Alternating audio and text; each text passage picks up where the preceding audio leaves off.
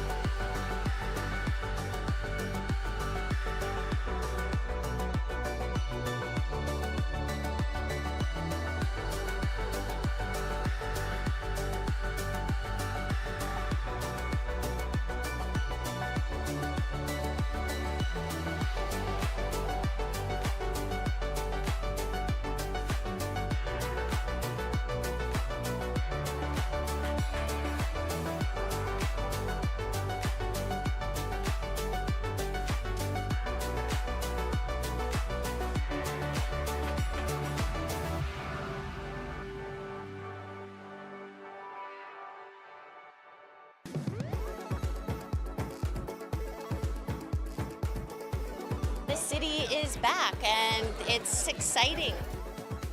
It's a fantastic film festival that really gets to the soul and the heart of downtown New York filmmaking. It's about the vibrance and the culture of New York, and we pull it all together with films, games, immersive experience. We share our narratives now differently. There are so many more things that games can be. Ever since I was a kid, I would play video games 24/7. Every time I wanted to relax, every time I wanted to step out of the world for a bit. You know, some people might say, well, go read a book. And I'm like, I don't want to read a book. I want to be in an interactive adventure. I want to feel like I'm part of the story. I am Julian Cordero and my game is Pelota. Goodbye, Volcano High. Stray Gods. A Highland Song. Chants of Sinnoh. Nightscape. The Expanse. Welcome. Welcome to Tribeca Games.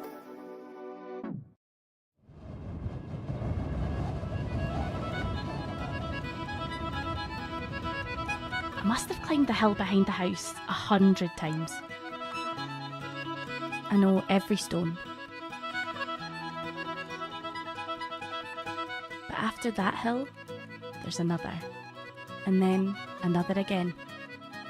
And after all that, then that's the sea. And I've never been there. A Highland Song is a narrative adventure game set in the wilds of the Scottish Highlands. You play as Moira McKinnon, a teenager on her way to the sea for the first time. But to get there, you're going to have to find your way through the wild mountains and the valleys. You'll have to survive the weather, and you'll learn a bit about the stories and the history of the Highlands on the way. Inkle is an independent game studio based in the UK, and we specialise in narrative games, so we make games in all sorts of genres, but our main focus is on games that tell really strong stories. Our most famous game is probably 80 Days, an adaptation of Jules Verne's classic novel. The main hook of 80 Days is that you can go around the world any way you like. The way that Highland Song works is extremely similar to 80 Days. You start in one particular point and you can choose all sorts of different routes through the Highlands in order to reach your goal. But it also ends at a single point because you're trying to reach the lighthouse where your Uncle Hamish lives by the sea. Finding the right gameplay for a game like a Highland Song can be really difficult. Gameplay is usually built around loops and patterns, but good narratives aren't made out of loops.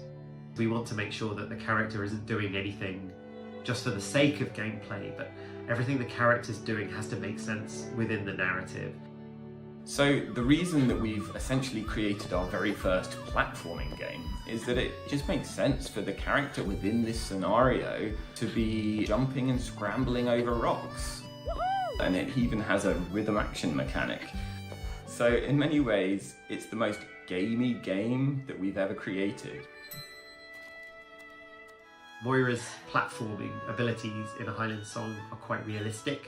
She has a limited amount of time that she can climb. She gets hurt if she falls too far. She can rest to recover her strength.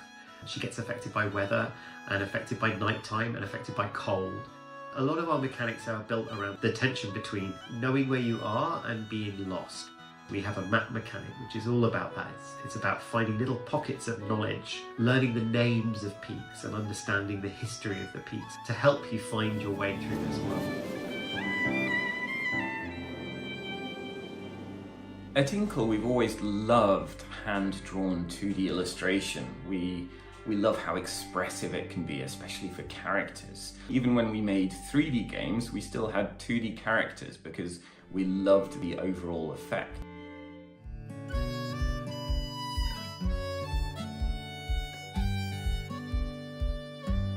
I grew up in Scotland. When I was a teenager, I went up into the Scottish Highlands with 3 friends and we got lost and we had to stumble through rivers and bogs. It was really quite a chilling, scary experience. My parents are art historians and there was always one painting in particular that they had that I used to love as a child. It had a little ruined castle by loch and these Scots pine trees and this golden brown colour palette that was just so characteristic of the region. And so going for a really painterly aesthetic was a way to capture that. The more modern take on that is the digital paintings of concept artists such as Paul Scott Canavan, who we worked with on this project. And he came up with this really beautiful way of hand painting rocks and trees and grass and then assembling them as a huge collage, but then all built up so that the overall effect is of a painting coming to life.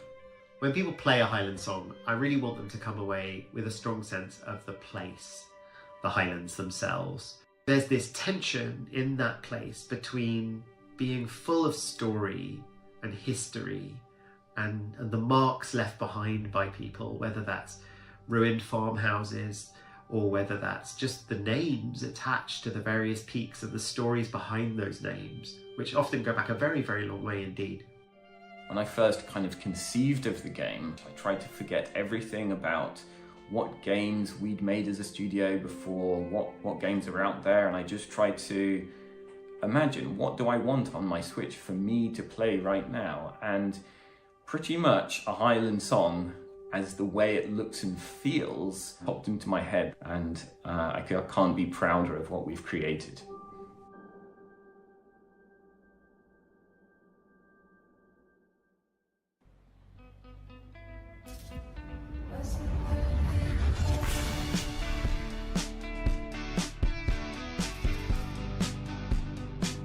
Co-op is a game studio that's based originally in Montreal, but is now remote and worldwide.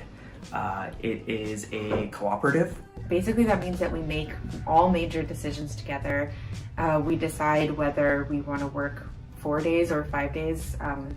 Spoiler alert, we decided to do 4 days a long time ago. We present concepts when we are starting to put together things, and we all vote on what we think is what everybody would like to work on. And you feel more attached to what you're making because you voted for it, you chose it. It was really important for us to feel like this was a different space where people actually could be the voices behind the games that we make. We are the makers of some charming, fun games like Winding Worlds and Nog and the upcoming Goodbye Volcano High.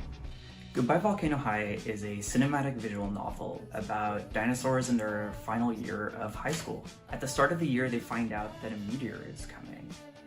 And the game is about asking yourself, what would you do if you had 1 year left? Who would you be? Who would you want to love? And how would you want to go out? I vote yes. I don't think this is a voting type situation. I mean, it does kind of belong to all of us. Or it was supposed to. It does. You did a great job. So, what do you say, Fang? We chose dinosaurs for Goodbye Volcano High for a couple of reasons. Originally, when we presented the game to everybody else, it was meant to be a dating sim because, like, at the time, this was kind of like the hot thing to work on was dating sims. And then we were like, hold up, here's the hook. It's a dating sim with dinosaurs at the end of the world. As soon as you start talking about a meteor, even though the characters are unsure what's going to happen, you know it's going to happen. And that was really important to us because we wanted to make something that could tap into the anxiety of our current times. And dinosaurs was a really great way to create that metaphor instantly.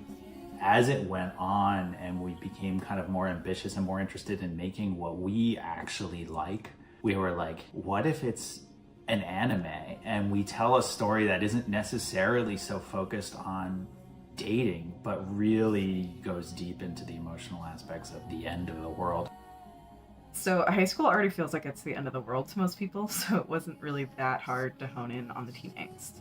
It's really the hope that's tricky to encapsulate. High school to me is all about that sweet, sweet balance of doom and hope. Hope for the better future, hope for the dreams we chase and the ambitions we strive for. Those are things that can feel impossible to cling to, especially with something that can't be stopped and feels inevitable, like a giant meteor hitting you. And communities all across the continent reacted to the news of a previously unknown space object this morning. So, how do you deal with that? It starts off very joking. They're kind of making gallows humor jokes. In light of the whole space rock potential demise of civilization thing, my chosen theme feels off. What's the theme? Using this year to, make an impact? Our characters all have different methods of coping. Some double down on their ambitions, determined to accomplish their dreams before it's too late. Others slow down and decide to savor what time they have left, regardless of what their dreams are. We can still win Battle of the Bands, asteroid or not. The player character essentially ends up being the UI, and you end up playing as Fang's inner monologue.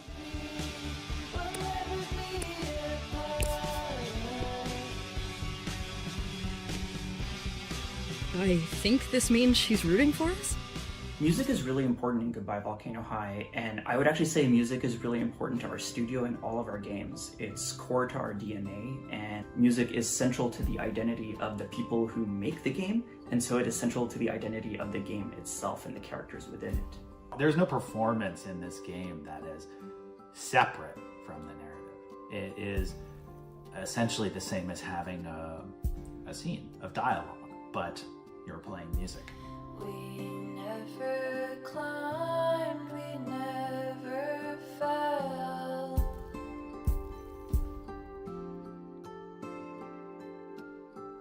We scaled our way out of this water well.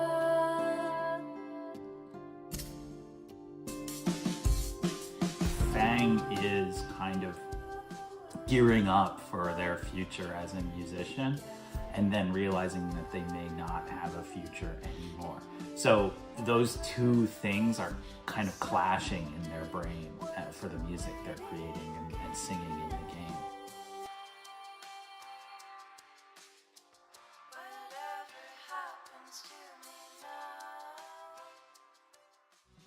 I think every person hopes that they get to be near people they love and who understand them and that love them.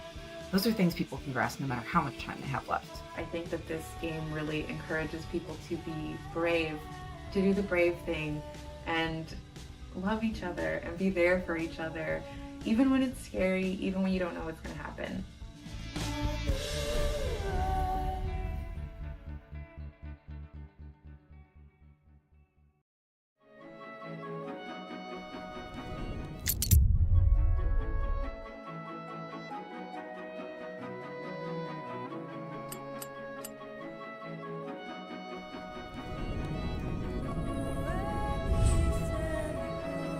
Bonjour, je suis Julien. Bonjour, je suis Thomas. Nous sommes les cofondateurs de Rundisk et nous sommes ici pour vous parler de Chants of Scénar. Avec Chant of Scénar, nous avons voulu proposer une aventure originale basée sur le mythe de Babel. On a essayé de vous plonger dans la peau d'un voyageur qui débarquerait dans un pays complètement inconnu.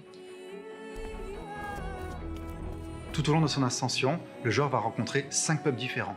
Chaque peuple a ses propres coutumes, sa propre histoire et évidemment sa propre langue. Comme chacun de ces peuples parle des langues différentes, ça fait des siècles qu'ils ne se comprennent plus.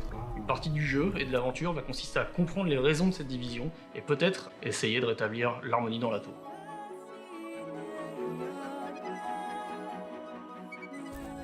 Quand on a compris qu'on voulait travailler sur les langues, on a eu cette idée de s'inspirer de la tour de Babel, parce que c'est un mythe qui est très puissant, qui parle des hommes qui essayaient d'atteindre le ciel en construisant une gigantesque tour. Et ça a déplu aux dieux qui ont décidé de les frapper d'une malédiction, en leur faisant tous parler une langue différente.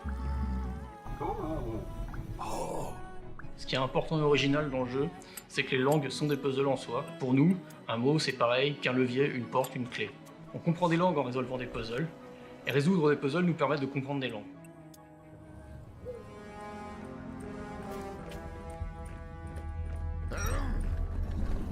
Chant of Scénar est avant tout un jeu d'aventure. Au-delà de l'aspect puzzle, le joueur devra explorer l'environnement, interagir avec différents personnages et participer à des scènes d'action et d'infiltration.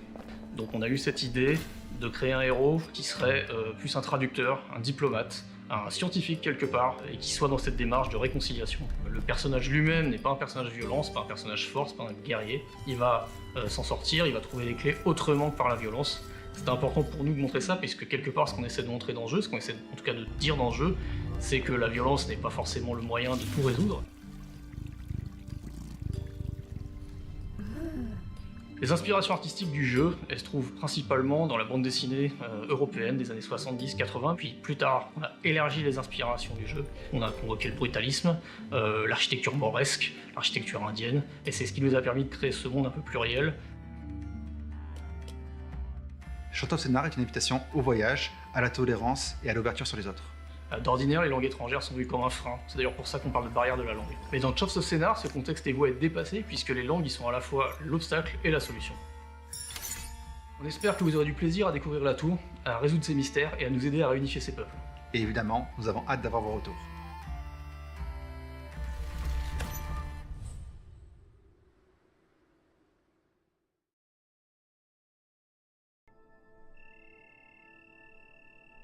Nightscape is a 2.5D atmospheric adventure game where the ancient Arabian night sky loses its light. You play as Layla, who is an astronomer who just loves to look at the night sky. As Layla, players wield a magical astrolabe, restoring stars back to constellations in order to seek a path home.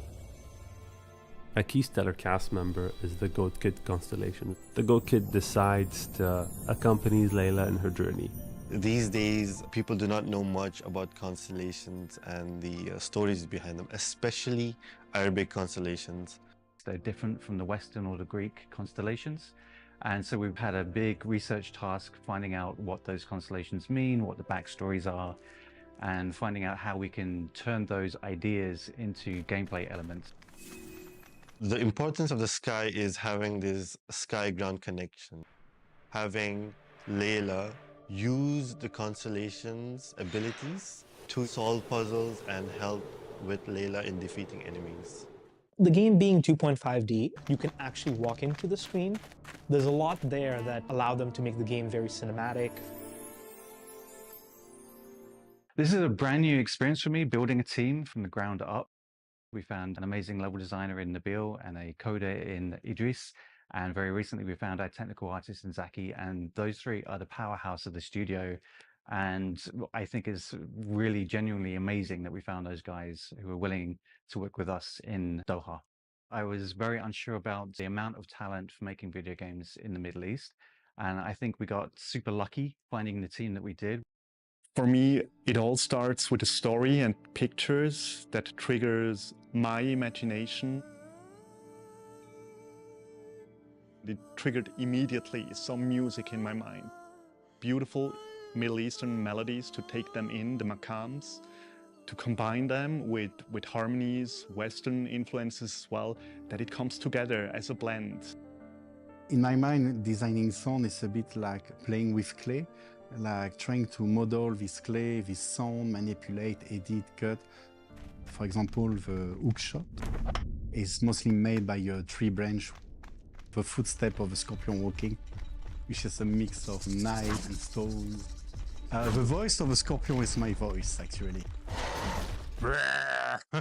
And then overly processed. When the scorpion attacks, when the scorpion dies, that's my voice. We're trying really hard to make the game feel magical, particularly the parts where the player is trying to figure out the puzzles. Being in a country like the Philippines where my hometown had about zero pollution, so looking at the stars was one of my hobbies, which is why Nightscape appealed to me a lot. There's about 65 million people in the MENA region who play games, and there's a very, very sparse amount of content being developed from within. We want to push that boundary, and we want to create fun and meaningful games with the Middle East in mind, utilizing its culture and rich traditions and history to really inspire ideas for games going forward. And ultimately, build a bridge towards understanding the Middle East better.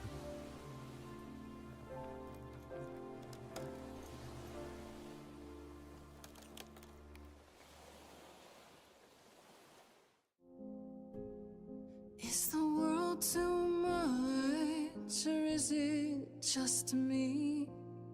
Everything I set upon unravels at my feet.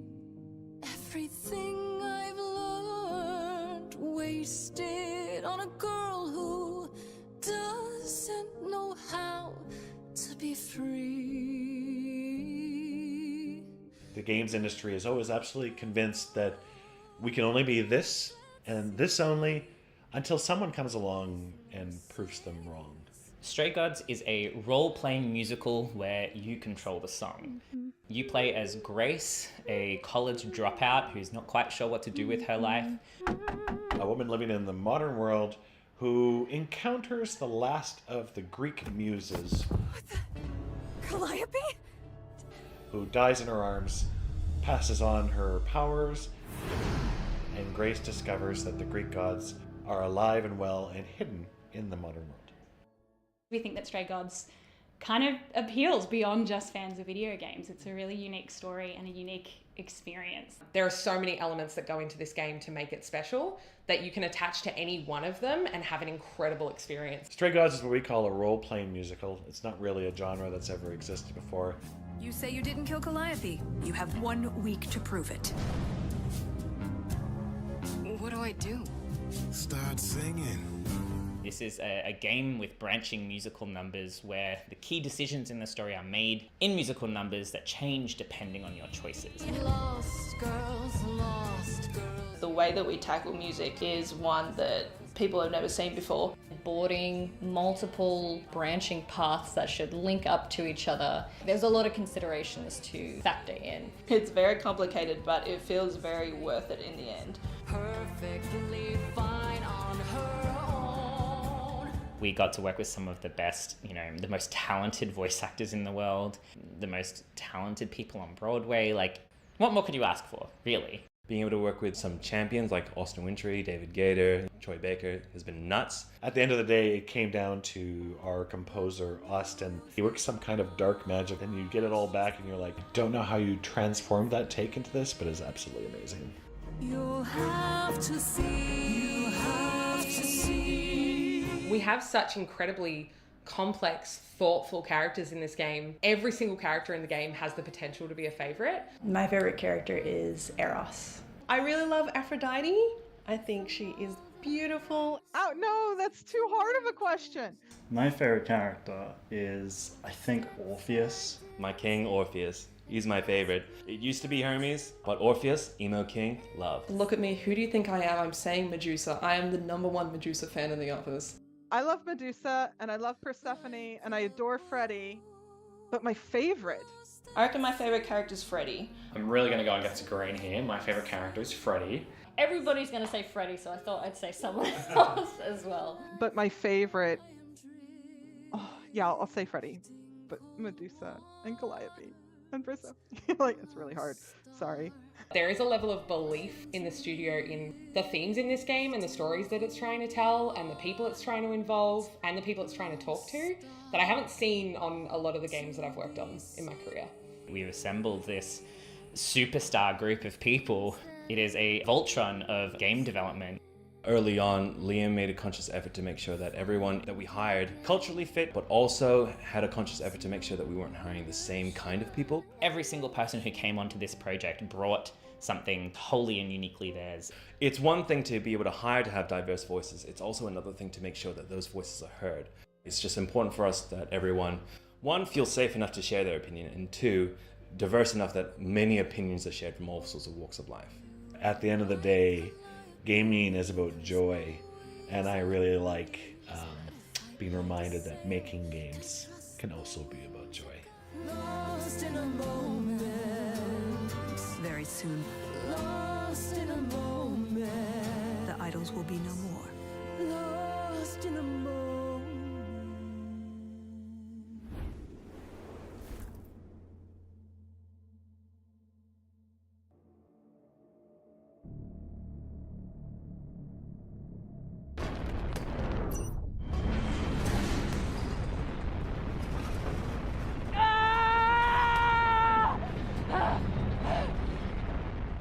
The Expanse is an exceptional intellectual property in that it's huge and that the characters are the forefront of what they are focusing on.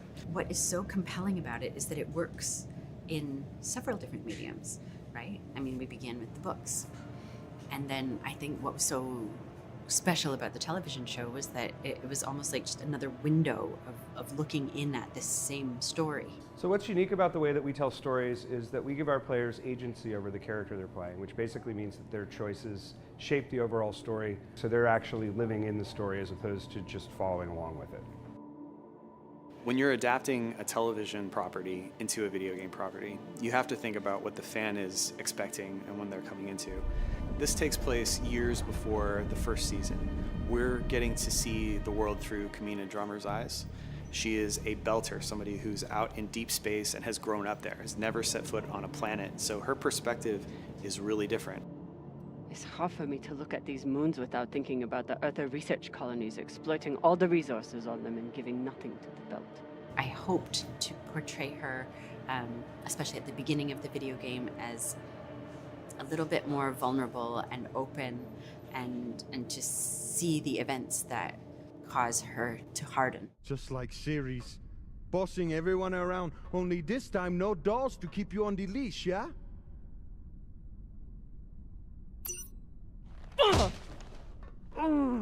A really awesome character like Drummer deserves to have really interesting situations to be put in that fans have come to expect from the show, and now it's like they're getting to play an episode of The Expanse, but in video game form. We can do things like put zero-G in the game, but we have to think about it from what's a good interaction medium, and changing that from what you may have seen in the show slightly to make sure that it's something that you can grok immediately and that feels good on the sticks, but that is also representative of what you see in the show. Those characters have really complex issues that they're facing regularly, and in narrative games, we want to give players these gray areas to really think, is this the answer I wanted to choose, or do I want to choose this answer? And that they both have their upsides and their downsides. And so The Expanse is perfect for that. Drummer, his suit is punctured and losing pressure. You need to release the vault and patch him now, or he could die. Belay that. That vault has O2, fuel, armaments. We can't afford to lose it.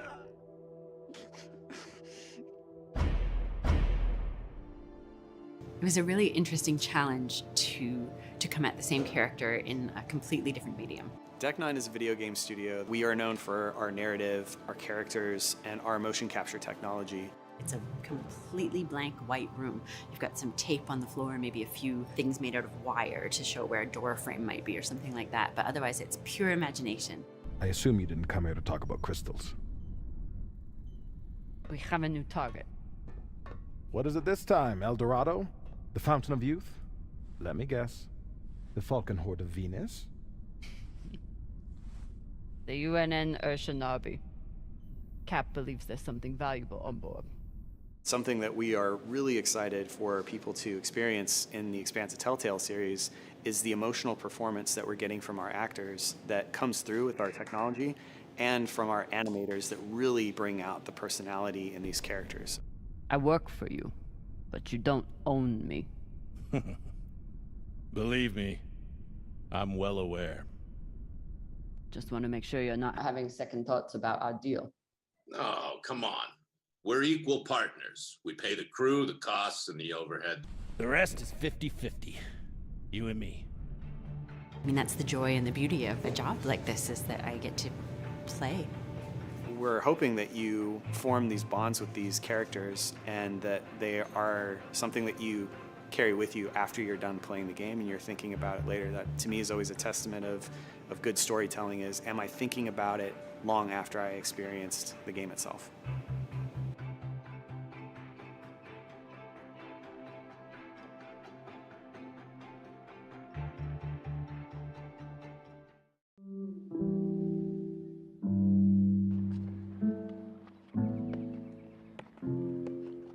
I am Julián Cordero, and I'm the lead developer and programmer in Pelota.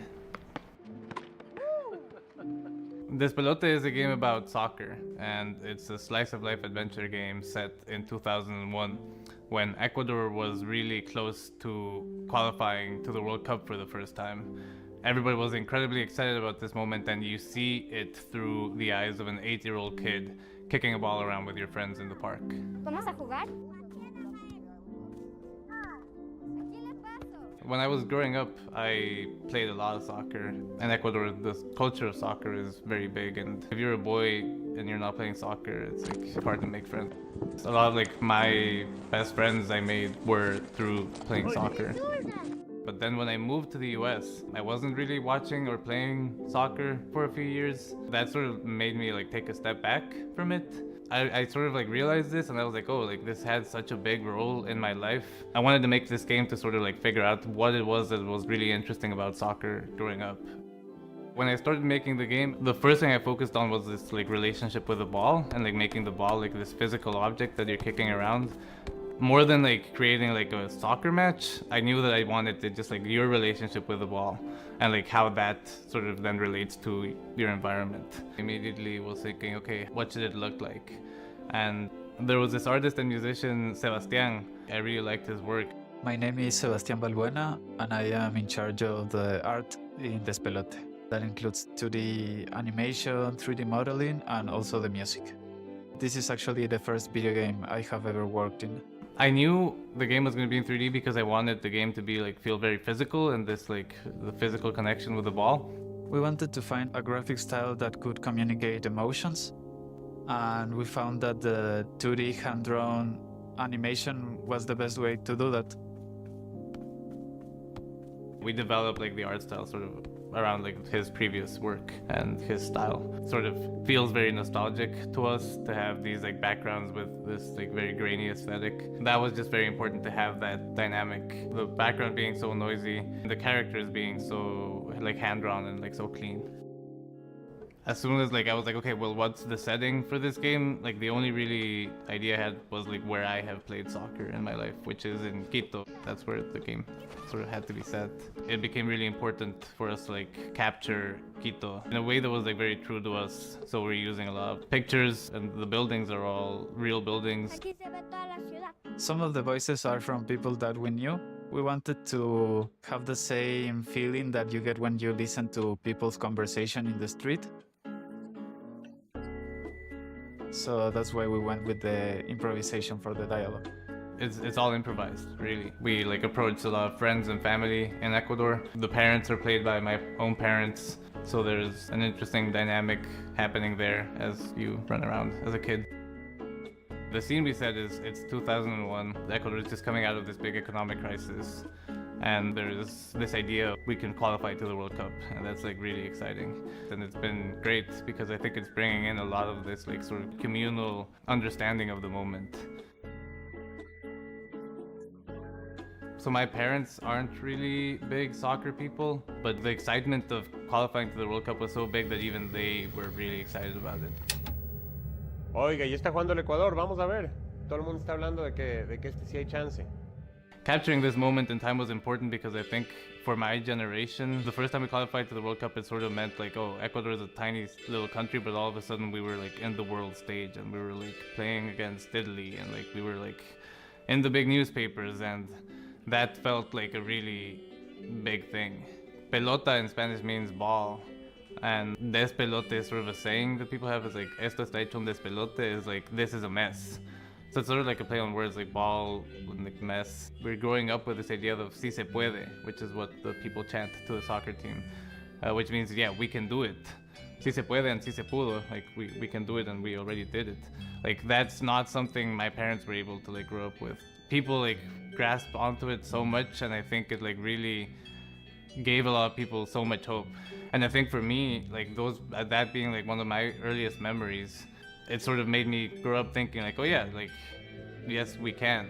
I hope that people really enjoy just running around in Quito. I think we've built it in a way that is based on a lot of our memories. Instead of like trying to recreate it directly one-to-one, it's more of like a fuzzy memory. And I hope that feels very like transportive for people, and they can experience what this moment in time in Ecuador was, and how I felt through that time.